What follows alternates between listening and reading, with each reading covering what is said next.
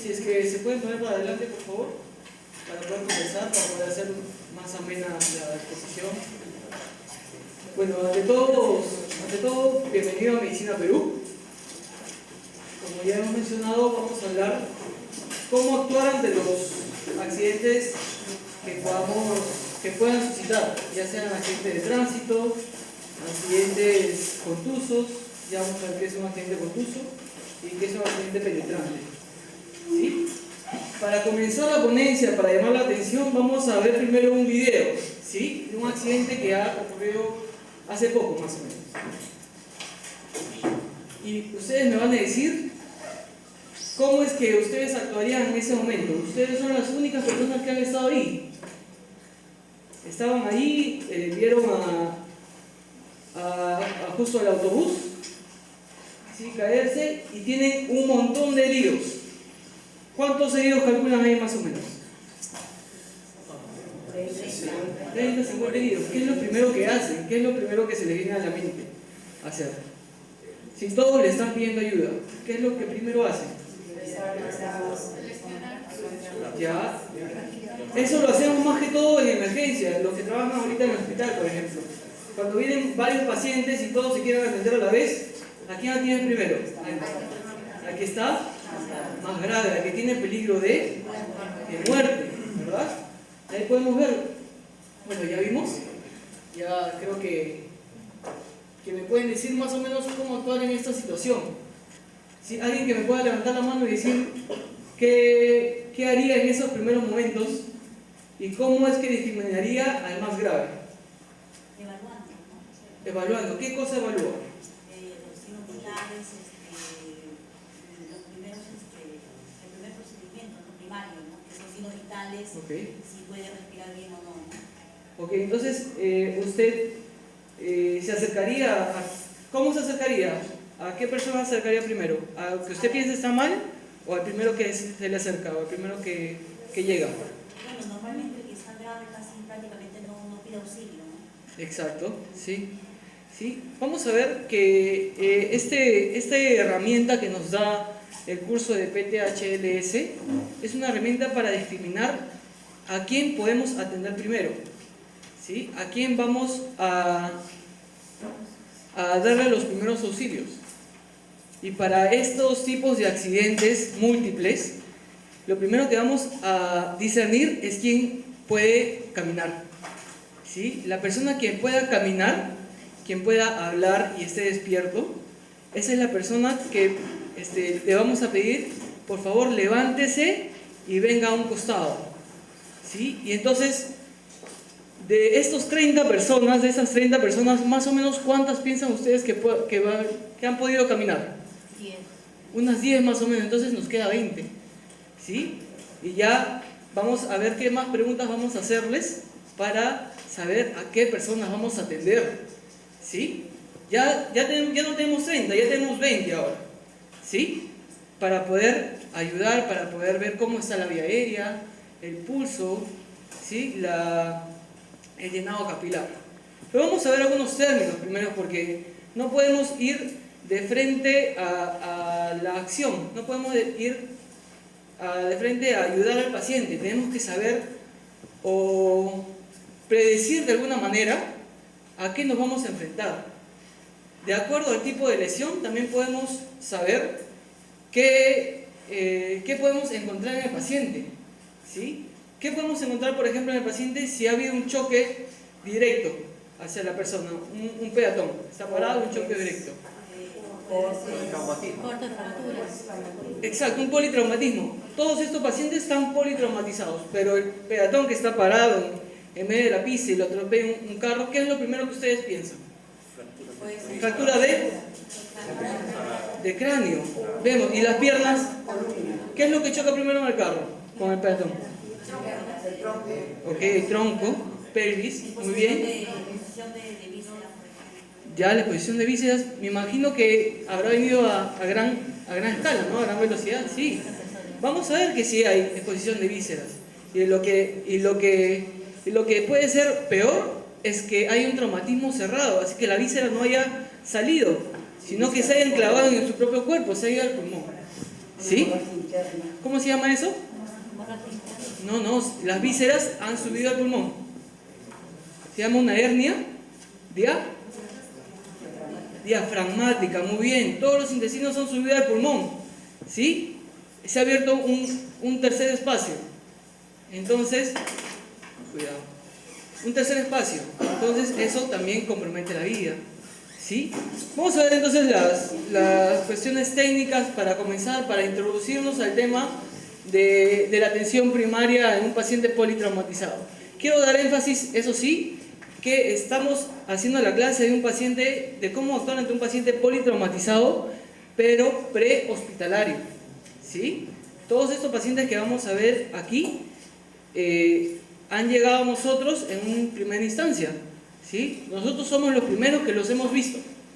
Eso vamos a suponer, y también vamos a ver algunas pautas de cómo se maneja dentro del hospital, ¿sí? Exacto, para poderlos derivar. ¿Qué es un incidente con múltiples víctimas? Entonces, es aquel que resulta en un número de víctimas suficientemente elevado como para alterar el curso normal de los servicios de emergencia y atención de salud. ¿Qué es lo que pasa? ¿A dónde los llevaron a estos pacientes? ¿Recuerdan? ¿A qué emergencia los llevaron? ¿A 2 de Mayo? Los llevaron al Baiza, ¿recuerdan? Ah, no, a 2 de Mayo los llevaron. ¿Sí? A los pacientes quemados los llevaron. Ahí sí los llevaron al Baiza, ¿verdad? Exacto, a los que se pudieron. Entonces, de un desastre, una demanda evasiva, es a lo que se refiere con un incidente con múltiples víctimas, ¿sí? Bueno, causas de eventos masivos. Pueden ser naturales, pueden ser como tormentas, tsunamis, erupciones, terremotos, avalanchas o deslizamientos como los huecos que hemos pasado nosotros. O también provocados por el hombre. La contaminación química, intoxicaciones, incendios, accidentes masivos, víctimas de violencia social o explosiones, ¿sí? Esa es la palabra que quería que me dijeran exactamente. El triaje, eso es lo que hacemos en emergencia. ¿Qué significa el triaje entonces? Una evaluación primaria, un descarte, una selección o clasificación, ¿sí? Triaje viene de la palabra francés trier, ¿sí? Y que significa selección, ¿sí? Yo siempre me preguntaba qué significa triaje, ¿no? ¿De dónde viene? Entonces, ¿por qué los franceses en las guerras que han tenido, por ejemplo en las guerras de Napoleón, ellos seleccionaban a los pacientes más graves, más críticos para poder ayudarlos? ¿A quién podemos ayudar primero? Entonces a ellos le pusieron el nombre de triaje para poder discernir a estos pacientes, ¿sí? Los más urgentes se atienden primero. En la Segunda Guerra Mundial se inició la atención en la escena por parte de médicos de campo y hospitales móviles de campaña. Ahí está, ahí podemos ver los soldados. Entonces, los objetivos del triaje prehospitalario son asistencia precoz, aplicación de maniobras salvadoras, determinar el grado de urgencia, documentar a los pacientes, controlar el flujo de víctimas, asignar el área de atención, distribuir al personal e iniciar medidas diagnósticas y terapéuticas. Estas medidas que vamos a tomar, estas preguntas que vamos a hacer, se tienen que hacer máximo en 1 minuto. O sea, en 1 minuto nosotros hoy día vamos a aprender cómo saber si un paciente está en riesgo de muerte y lo tengo que salvar primero, ¿sí? Y en 30 segundos se va a poder discernir qué paciente le puedo dejar un espacio prudente, en un segundo plano para poder ayudar, ¿sí? Entonces, existen protocolos claros, como por ejemplo el PHTLS, el que les estoy mencionando, ¿sí?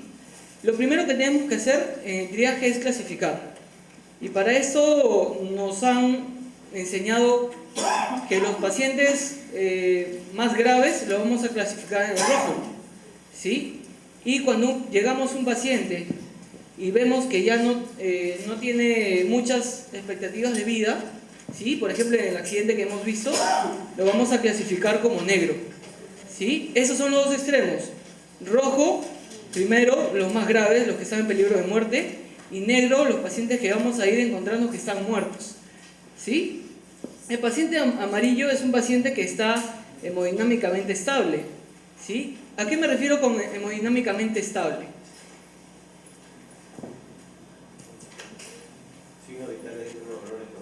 Signos vitales dentro de los valores normales. Por ejemplo, ¿cuáles son los signos vitales normales de una persona?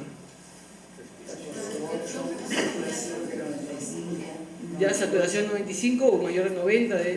¿Sí? ¿Qué más? Frecuencia cardíaca. ¿De cuánto? ¿Cuánto tiene que ser la frecuencia cardíaca de una persona normal? 85. Ya, lo normal en una persona es de 60 a 100. ¿Sí? Eso es lo normal. Así que tenemos que, para empezar, debemos de saber cuáles son los valores normales, por favor.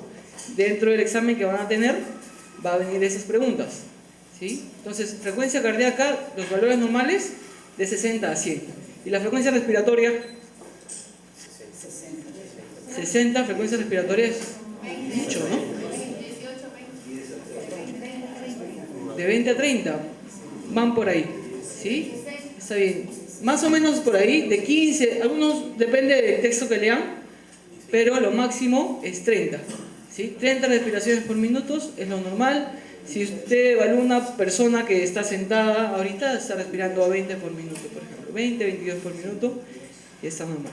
Vamos a ver en qué caso también podemos actuar cuando una frecuencia respiratoria está menor de 10. ¿Ya? Y eso también no significa que esté normal, significa que la persona puede estar grave. Bueno, y los pacientes verdes son los pacientes con quemaduras inferiores, los pacientes que pueden esperar a un costado en un segundo plano, hasta en un tercer plano. ¿Sí?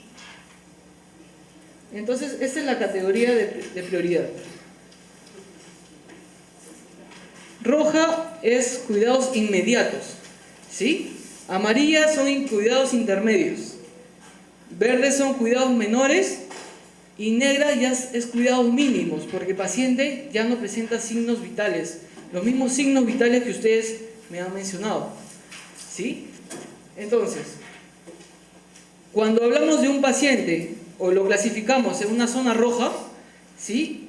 El transporte tiene que ser inmediato, exacto. El transporte tiene que ser inmediato porque vamos a ver dentro de esos traumas que existen 3 momentos en los que la persona puede morir.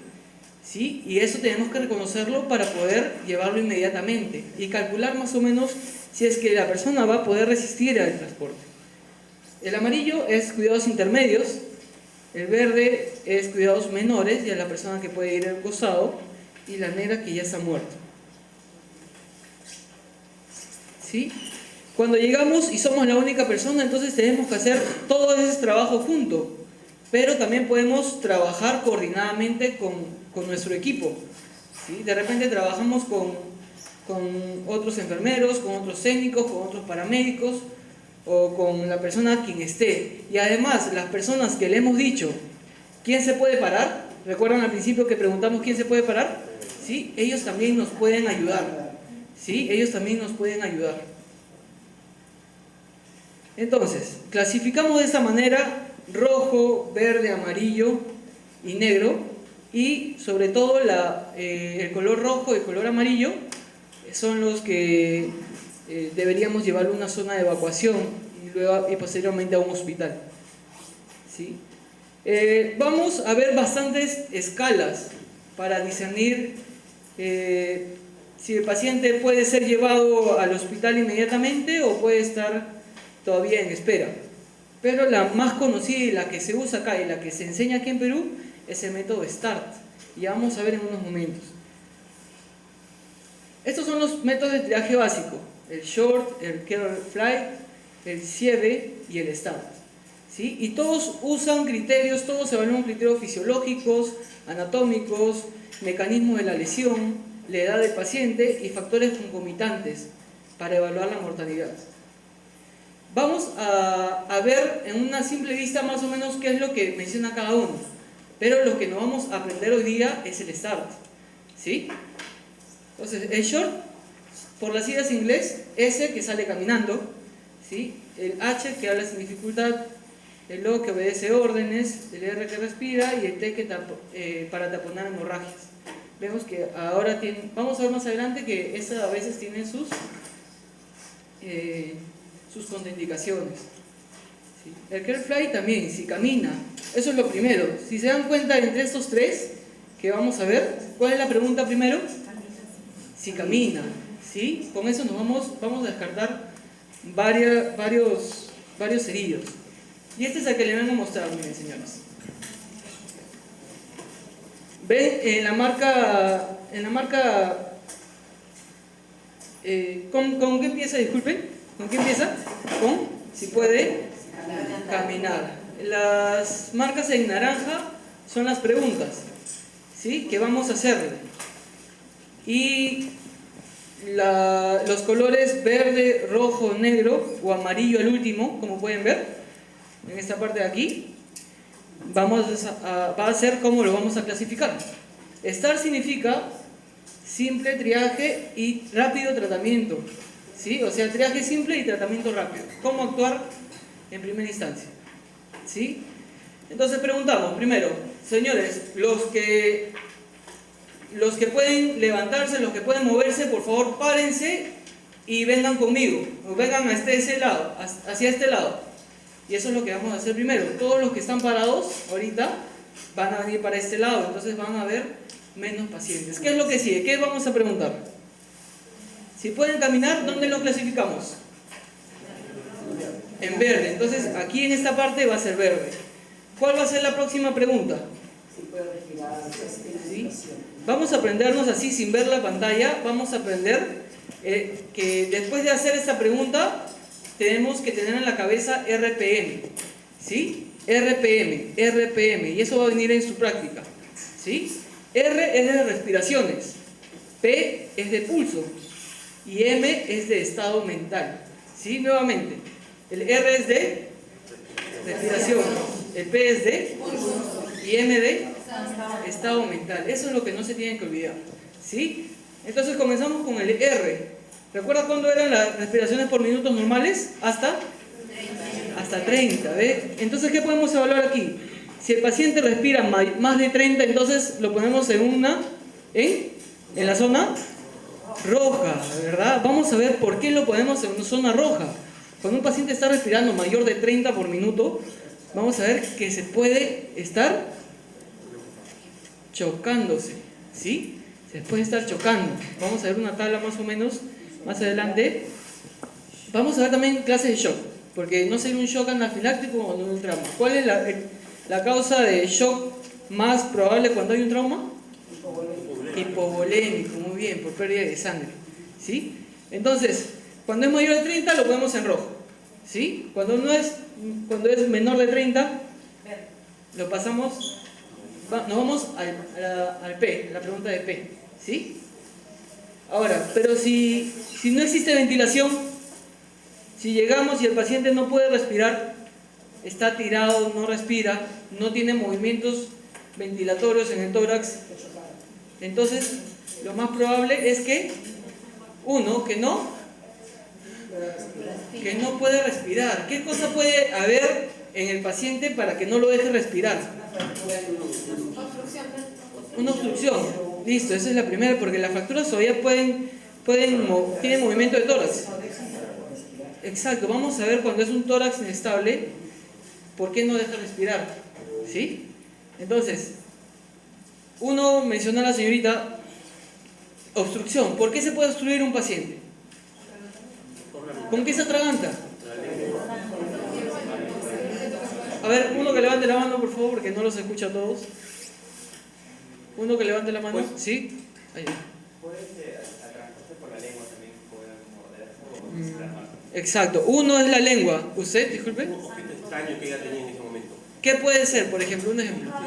Un caramelo, dentadura. La dentadura, exacto, la dentadura. La dentadura misma causa obstrucción. ¿Usted? ¿Quién me levantó la mano? Hay muchísimas causas de obstrucción. Pues es una hemorragia interna también. Hemorragias. Las hemorragias también pueden estar yéndose para la parte de las vías aéreas y no dejando respirar a este paciente. Les comento, yo recuerdo que bajaba de mi puesto y justo se chocó, hubo un choque de moto, una moto lineal con una mototaxi. Y el paciente, bueno, la persona salió más o menos 4 metros de distancia hacia adelante. ¿Sí? Cuando llegué, el paciente estaba en decúbito prono, ¿sí? Hacia abajo, decúbito prono. Y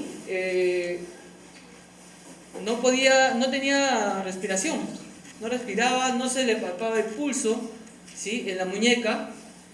Y lo peor es que la gente se acumulaba, ¿verdad? A las personas que han pasado esto, la gente se acumula para ver.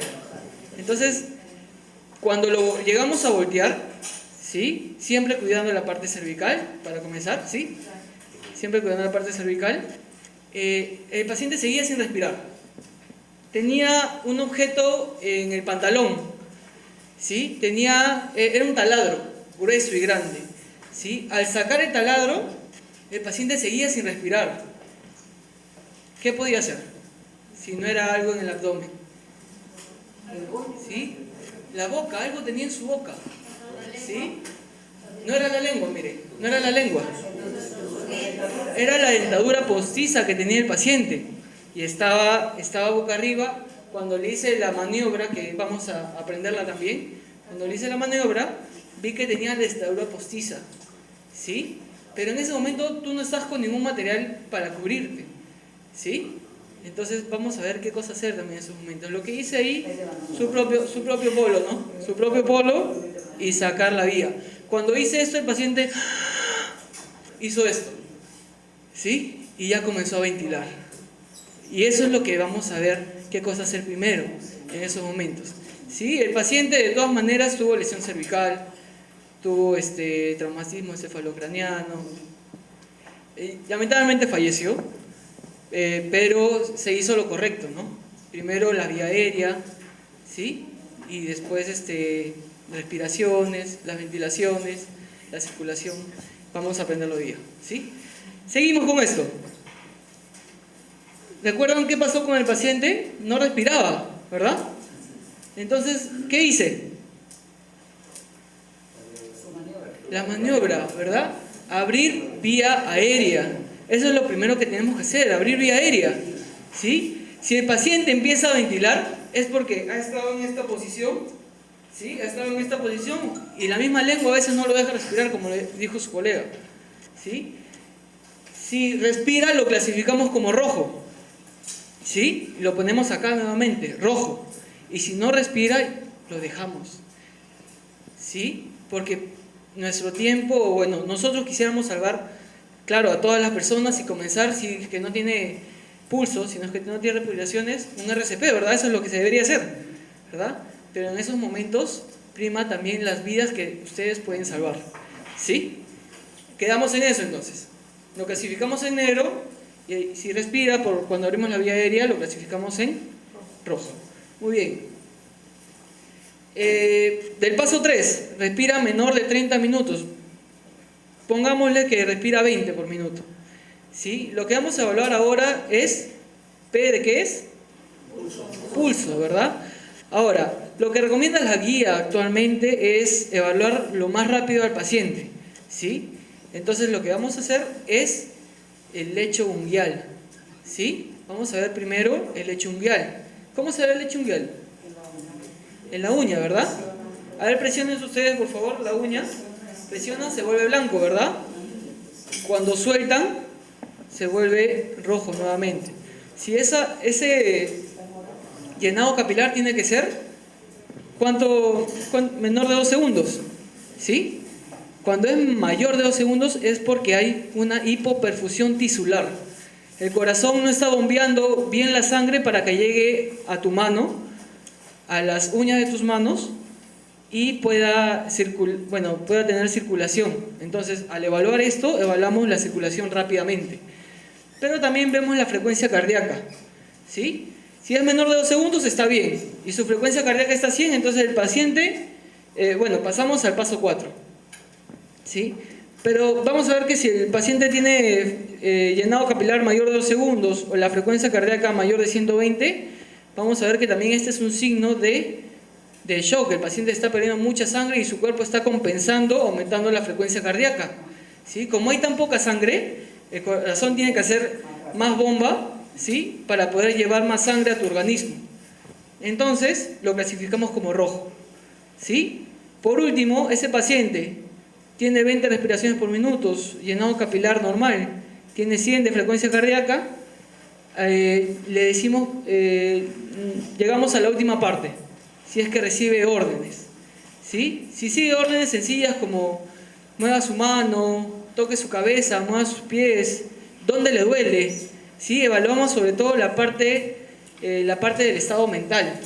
¿Sí? El paciente está despierto, te dice dónde está, te dice qué pasó. ¿Sí? Esa es la última instancia que vamos a ver. Si el paciente no sigue órdenes, a pesar de todo esto, lo clasificamos nuevamente como rojo. ¿Sí? Y si sigue órdenes sencillas, lo clasificamos como amarillo. Entonces, ya no quiero que vean, esta lámina ya no va a estar, ya no la vamos a ver otra vez. ¿Sí? Quiero que la tengan en su cabeza. A ver, sin ver la pantalla, lo primero que vamos a hacer es preguntar al paciente, al paciente. Si puede caminar. Preguntar a todos si pueden caminar. Después, ¿qué sigue? El RP.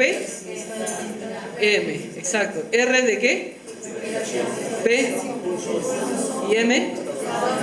Estado mental. Las respiraciones, ¿cuántas tienen que ser? Hasta 30, muy bien.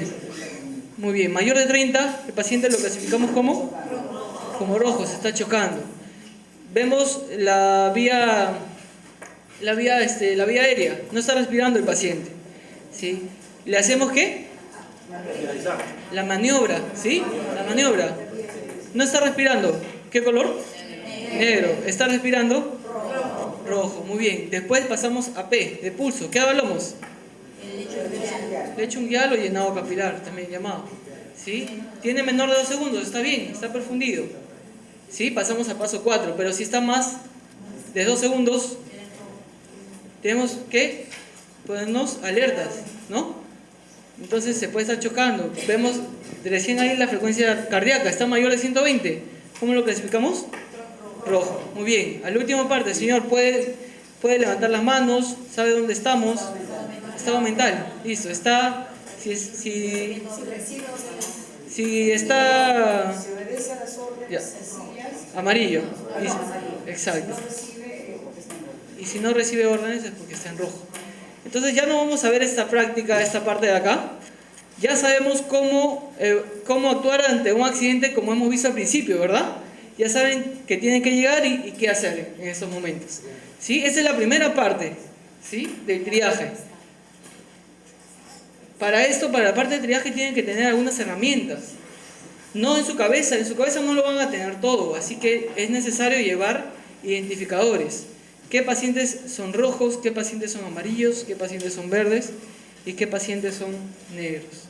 ¿Sí? Y eso es lo que hace, lo que lleva en una ambulancia también. Las tarjetas de triaje. ¿Sí? Es un instrumento utilizado para clasificar pacientes según los colores, identificación, lesiones, centro de derivación. Pueden ser reemplazados por dispositivos o por cualquier cosa que ustedes tengan a la mano, porque no siempre van a tener esta disponibilidad. Recordar que esto siempre ocurre sin aviso, sin avisar.